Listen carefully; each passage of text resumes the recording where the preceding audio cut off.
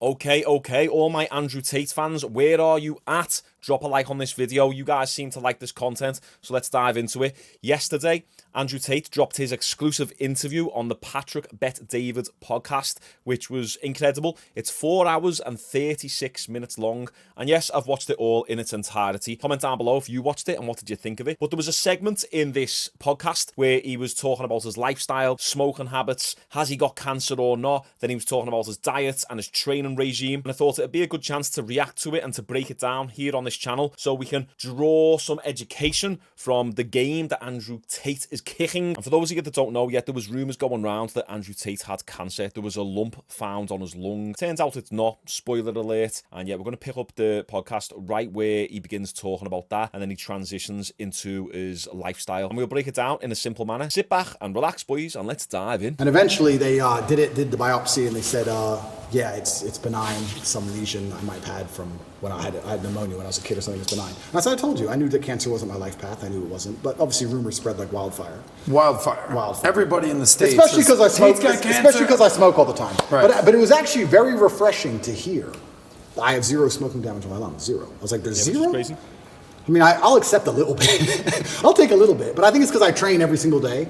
I work out every single day. I train hard every single day. And I think, you burn it off. A couple cigars here and there are not a big deal. It's not cigarettes. I think cigars are better than cigarettes. Here's one thing that I picked up when he said this. He trains every single day. Now, as much as you can't out-train a bad diet, simply just training every day, exercising in general, you automatically reduce your risk of certain health problems simply just by exercising. If you change nothing, so let's say you're still eating crap, still smoking, you're still drinking, but you just add exercise and a decent training regime into your lifestyle, that will actually improve your health to a certain extent. Now, obviously, it doesn't mean that you're doing things perfectly. You're still going to be unhealthy, but it's going to improve some of your health markers. So he is right in what he's saying. He trains every single day. So a few cigars aren't really going to make or break his health. I also believe nicotine is a super drug, so I'm not going to stop.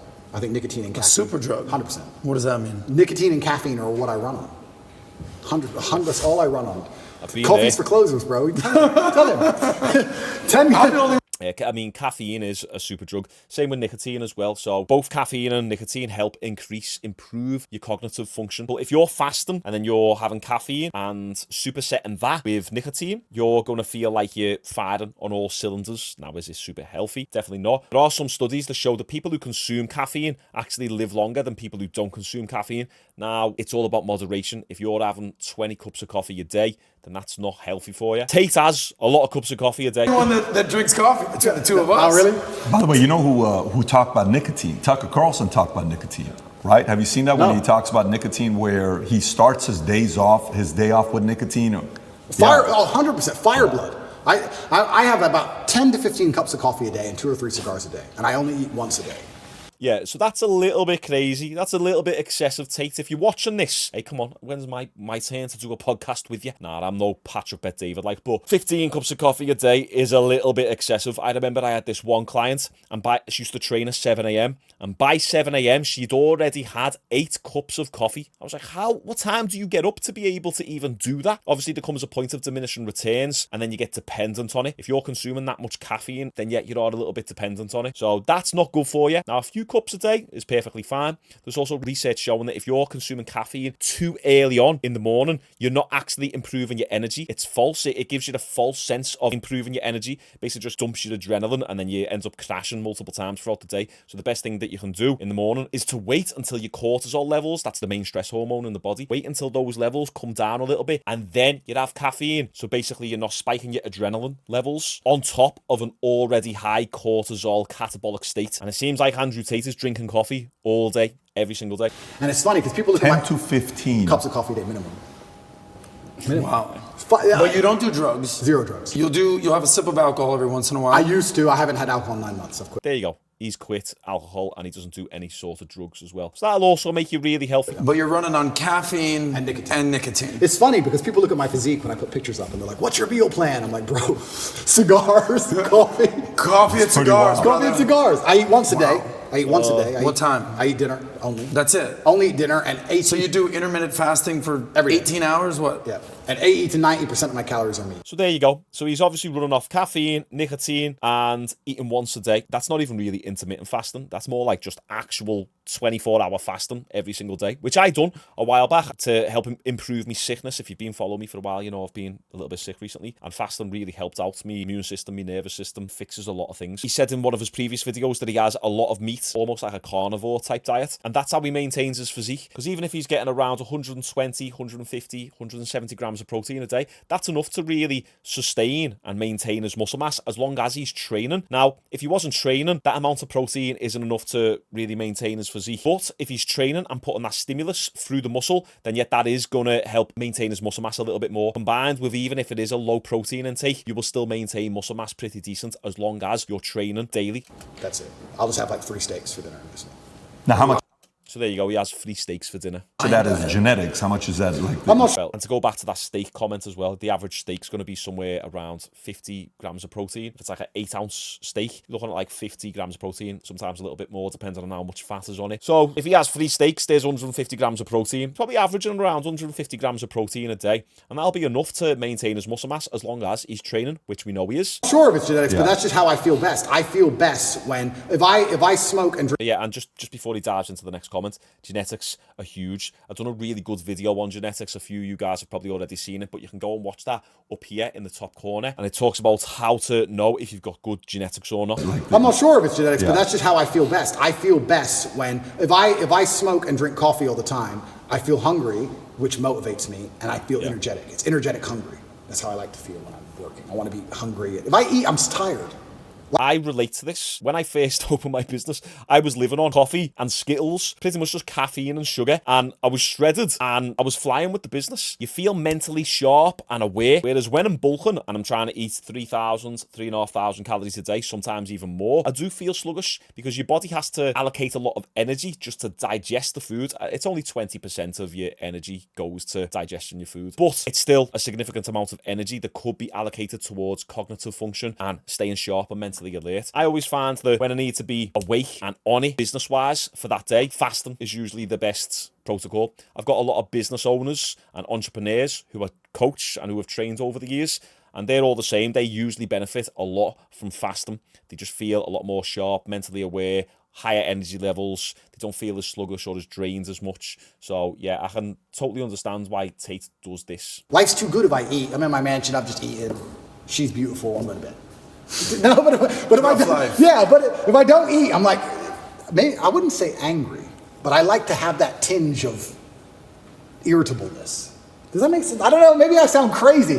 Yeah, I get that. Patrick Bet David doesn't get that, but I'm on it. It's how I get things done. It's how I get life done. It's just how 12 cups of coffee a day, 3 cigars, and you eat once a day. That's right, yeah. And you train every day. I train every day, yeah. And it's working. Working for you. It's how I feel best. I don't know if you wrote a book on. For any of you guys out there who've never tried fasting before, whether it's intermittent fasting or 24 hours fasting, you'd be surprised how much muscle mass you do retain. I mean, there's research showing that your growth hormone starts spiking usually after the 16-hour mark of fasting. Now, the natural physiological levels of growth hormone that we produce in our bodies isn't enough to create new muscle mass, because you need to inject growth hormone, and usually you need to inject it for quite a while before you start seeing results. But simply just spiking your own growth hormone isn't going to be enough to build loads of new muscles. So if Andrew Tate was absolutely looking jacked and crazy and he started saying it was because of the growth hormone increase in his body, that's a load of crap, because we just don't produce enough of it to really elicit that type of response. But it is a significant difference to help towards maintaining muscle mass. And as we know, Andrew Tate hasn't gained a lot of muscle. If anything, he's gained a bit in his chest and his delts, which we spoke about in his physique review video. You can go and watch that up here. But he's kind of just looking the same. If anything, he's probably got a little bit leaner since getting out of jail. He can move around a little bit more now. His diet's probably a little bit better. He can eat better food.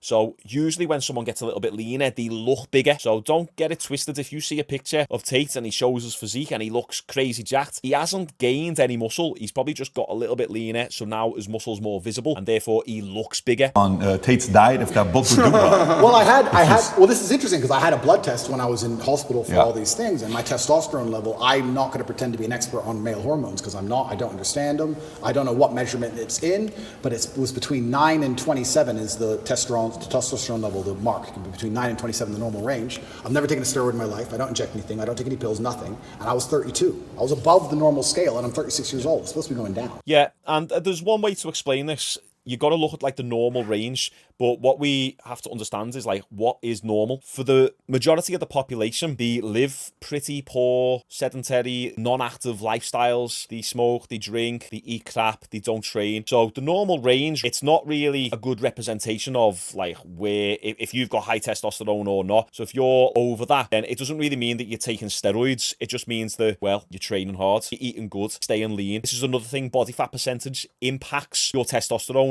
a lot. So all you lads out there who are 20, 25, 30% body fat, you'll have absolute crap testosterone levels because your body fat percentage is too high. Now, conversely, if you're too lean, your testosterone will actually drop through the floor. So you look at these natural bodybuilders, when they get to around 10% body fat, the testosterone starts plummeting. The sex drive just goes through the floor. You can't even get an erection. Like, everything starts breaking down. So they say the sweet spot is around 12 to 15% body fat is a perfect little sweet spot for your body fat percentage in order to have optimal testosterone levels. So my point being with all this is just the Tate having a higher testosterone amount. Yeah, it's because he's trained all these years and he does look after himself relatively so. What Tate's got in his favour, he's got a lot of like 1% things that all come together and give him that extra 10% boost with regards to his testosterone levels. So boys, you can also be 36 years old and still get your testosterone super high. You just have to live a lifestyle that's going to help facilitate that.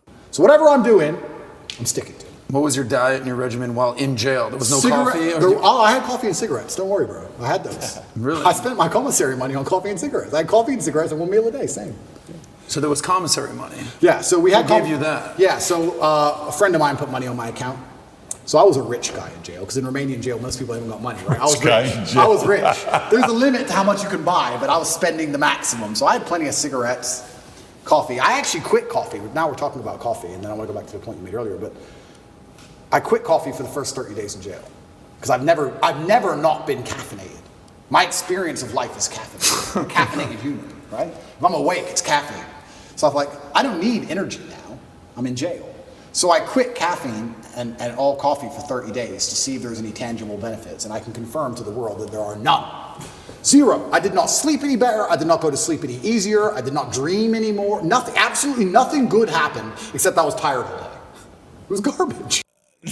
It's funny, he says it's garbage. Like, this is the one... It's just... Oh, that cracked me up. This is the one area that I do disagree with him on. I was super caffeinated over 12 months ago. I was having 2 to 3 monsters a day. There's around 150 milligrams of caffeine in each can of Monster. I was having around 2 to 4 cups of coffee a day. In each cup of coffee, I was having 2 to 3 scoops of coffee, teaspoons. And I'd also have a full big bottle, is it a litre or 2 litres, of Pepsi Max Cherry, which I didn't even realise how much caffeine is in one of them. A regular Pepsi Max can is the equivalent of around 50 milligrams or 60 milligrams of caffeine. You can correct me down below in the comments if I'm wrong, but so it's like a coffee for the can, and I was having a whole bottle, right? So I was like super caffeinated. I was getting palpitations back then, so I stopped all caffeine consumption in March last year, 2022. And I agree with Tate. The first 2-3 months were horrible because I've done 10 years of every single day being caffeinated. The headaches were horrible. I got sick. I had no energy, terrible fatigue, and yet there were no benefits. But now, after coming out on the other side of that, I started noticing the benefits. I now don't need any sort of caffeine or stimulant to train. I feel like I've got the same energy. My supplement regime now is pretty much just creatine and water, and then a few other supplements for me immune health. That's it. So what Tate is saying here is they're coming off caffeine completely. There's zero benefits. There is benefits to coming off. Now, there's also benefits to consuming caffeine, as I said earlier, even for your health. Also for strength. Caffeine's one of the most tested supplements with regards to aiding in performance. So creatine and caffeine are like the big hitters for improving your strength in the gym. But the benefit in doing a little bit of a detox off caffeine is that then you have the ability to resensitize to caffeine. So what you notice is that the reason why Tate has 15 cups a day is because he's never given his body the chance to resensitize itself. So he needs more and more and more to get the same effect. Me, I haven't had caffeine in 16 months, something like that. If I was to have one coffee now, I would get the same effect from that one coffee that it would have took 4 or 5 coffees 16 months ago. So it's good every 6-8 weeks just to come off for a week, or even if it's a few days, just to resensitize your system a little bit. So this is one area that I disagree with Tate on, and this is shown in the research as well. He would really benefit from just resensitizing every 6 to 8 weeks. It's like, give me my coffee back. I went back to my 15 cups of coffee a day. Reaffirmed your wild coffee. to have that much coffee. The last time I drank coffee, I was 25. We have one friend. Literally. We have one friend that drinks almost as much Mario coffee. drinks Mario. as much as Shout you. out to And by the way, Mario. everybody around me loves coffee, including my 11-year-old son, Tico. Yeah. Him and his mom got into an argument the other day because she didn't want to take him to Starbucks.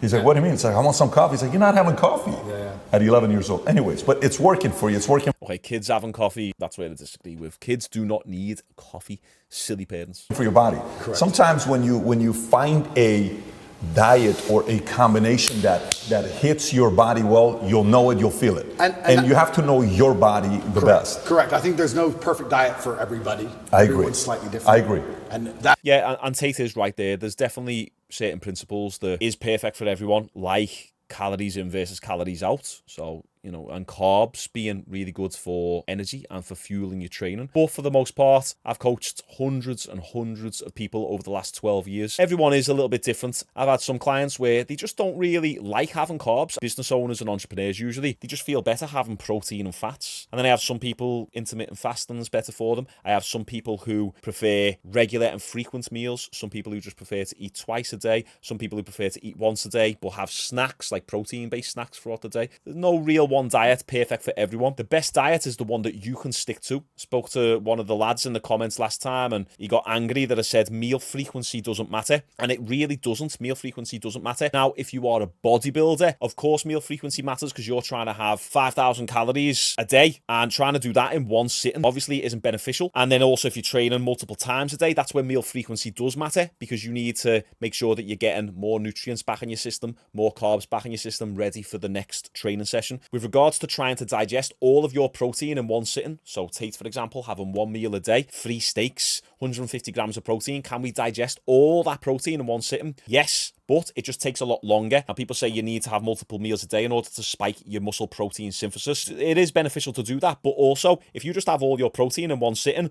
as long as there's elevated amino acids in your bloodstream, when your body needs protein in the muscles to repair, your body will just pull those amino acids from the bloodstream anyway. So once again, if you want to build muscle on one meal a day, it can be done. Is it practical? Definitely not, but for some people it is. So there's these universal principles that do apply to everyone, but once again, the best meal plan is the one that you can stick to. Watch me once I'm fully better. Over the next 6 months, I'll pack mass on and I'll only be eating around twice a day, and it'll just be 2 big meals with a couple snacks in between, and that'll be it. That's just, and I think you are what you eat to a degree, and it also depends the mental model you want to operate under. If I wanted to operate under comfort, I certainly wouldn't eat the way I eat.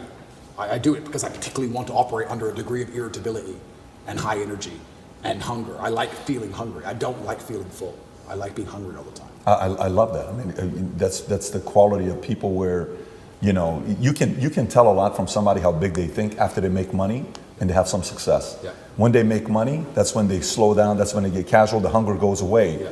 You'll really know if somebody's hungry when they made money and they're still going. What is this guy doing still going? Yeah. You've already made the money. You've already had the success. And that's pretty much it. Guys, if you want to be successful, start fasting. Get your cognitive function firing on all cylinders. It helps out a lot. It's just good to get focused and be disciplined and lose a little bit of body fat. If someone comes in the door and they're really, really big and out of shape, Andrew Tate said it in this interview, he's not going to trust them as much with regards to like a business deal as someone who maybe is a little bit more in shape, looks like they look after themselves, because it's just the underlying principle of having self-discipline. So if you want to be successful in life, start with your body. Okay, it's the easiest thing to fix. You can spend the next 12 weeks getting in great shape, losing fat, getting athletic, building a bit of muscle, getting stronger, and it doesn't really take a crazy amount of effort. I've got a program, a course called the Natural Physique Academy. I don't usually plug it a lot on this channel just because I don't want to come across as spammy, but it's in the description down below. You can check that out. It teaches you everything that you need to know about building muscle. I show you over 100 exercise demonstrations. I show you exactly what you need to eat, all meal plan ideas and meal guidelines in there. It gives you calorie calculators telling you how much calories you need need to either build muscle or get lean, or if you're skinny fat, where you're very skinny, but you've got a little bit of body fat on you, how many calories, how much protein should you be having then? So if you're feeling a little bit lost at the moment and you want to invest in your physique, then go and check out the Natural Physique Academy, and then you can join my Facebook group as well and have access to me and always ask me questions. So yeah, go and check that out. And there you go. That's the overview of Tate's lifestyle and diet. Some people may be surprised when he talks about having cigars and only eating once a day and he looks in great shape. But remember, he's been an athlete his entire life. He's always done kickboxing. He's always done loads of press-ups and trains in the gym. He trains every single day. So it's not surprising. He's only eating protein. It's not like he's going out eating loads of donuts, loads of sugar, drinking constantly, going to Greg's and getting sausage rolls and takeaways. He lives a pretty decent lifestyle. So comment down below what you think of this video, and feel free to comment what type of training protocol and nutrition plan that you follow. Thanks for tuning in. Remember, give me a like on this video. It helps out with the algorithm, and I'll see you all tomorrow